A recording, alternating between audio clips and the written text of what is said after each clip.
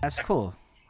So basically, then we understand that all this is going on in our story of Nunzio. We're at 95, and I'm pretty sure that 96 is a fucking cool year for you. So why don't we talk about the evolution into the next parts and how all of that comes to be? Okay. So my man Doug, who was the connect with Doggy Dog, he basically got a call from one of his friends, and he got ended up getting a job at the Hit Factory. So this is probably in Sorry, I'm gonna what's let's say just '93. what's the Hit Factory? Okay, I was about to say in '93, and the Hit Factory is the biggest studio in the world. It's the most popular. Like Michael Jackson uses it. Every major artist uses that place. You know what I mean, including the newer ones, etc. It's like the studio. So he ends up working there and getting promoted because he was working with Jodeci, and Puff was the one running that whole thing. And I found it funny because he's like, I'm literally getting mad jobs because people are afraid of them. Like he told me a story of how they were in the studio and they pulled guns out and they're looking at the guns like, yo, I got this one. Mine's nickel plated. Like, look at this. And they're holding the guns, just admiring the guns and shit. But it freaked out the engineers.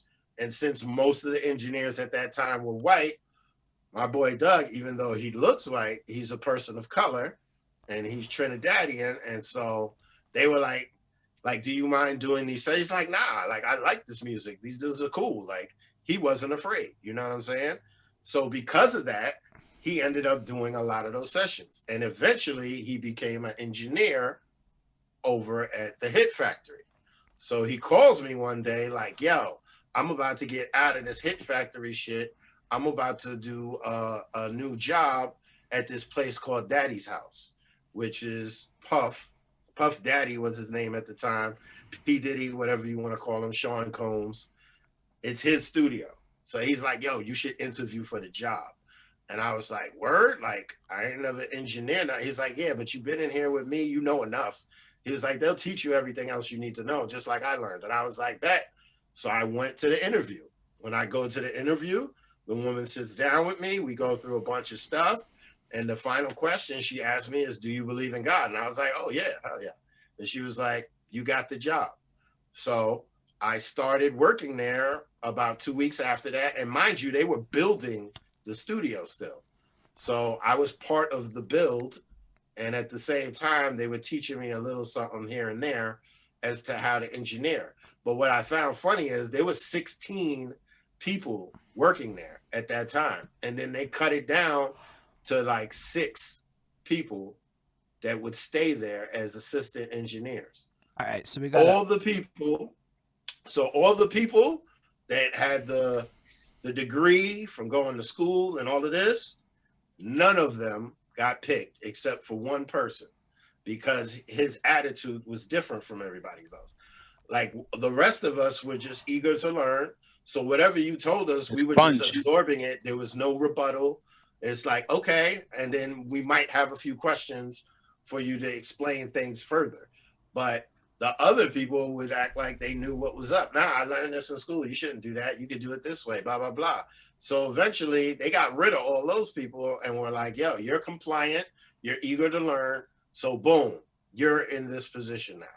And I was one of the people that they liked the most hold on. because all of that starstruck stuff wasn't happening with me. You were just a regular person. It's nice to meet you. And we worked. Can I just Diddy up the record is really Nunzio up the record. hold on? Can we just unpack this for a second here? Because yo, that's a lot. Yes. I need to make sure that I'm following you because this is like we're talking about real fucking history. We're talking about the Bad Boy studio thing, the Bad Yes. Boy Records. Just so everyone's Right. aware, we're talking that Bad Boy Records, the one that's still around today. In their original shit, their studio. You were part of Yep. putting that. Were you saying literally putting it together? Literally putting it So together. we're saying one we're of talking. the rooms was almost done. We literally like lifted and brought the pieces of the board in and all of this stuff, dude. Wiring, you name it, building walls. It was crazy. So you literally helped build the Bad Boy Studios or Daddy's Mhm. House. That's a ridiculous name, Daddy's House. Yeah, And it then made sense. 16 people. It's almost like a reality television show. That's kind of crazy if you think about it. You're Mhm. literally part of a Puff Daddy doing reality TV before reality TV was reality Yeah, pretty TV. much. And that's how he structured his hiring process. That's actually Mhm. fucking crazy. Did everybody catch that? He just told us a Puff Daddy strategy of the 90s, dog. That's fucking insane. Holy shit. That's more the manager than Puff, though. You know what I'm Bad Boy saying? is an Of the ensemble. studio. We'll categorize it if I accidentally say Puff Daddy moving forward. I don't mean Puff per se. I mean the idea of Puff being Bad Boy as synonymous entities to my Montreal brain.